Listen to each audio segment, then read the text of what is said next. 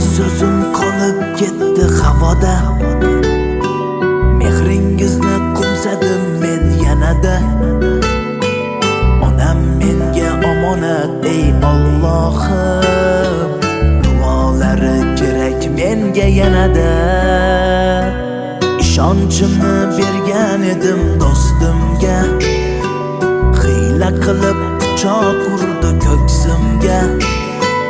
Sizdan boshqa yaqin do'st topmadim onam, hayot kulib zahar berdi qo'limga. Onajonim mehribon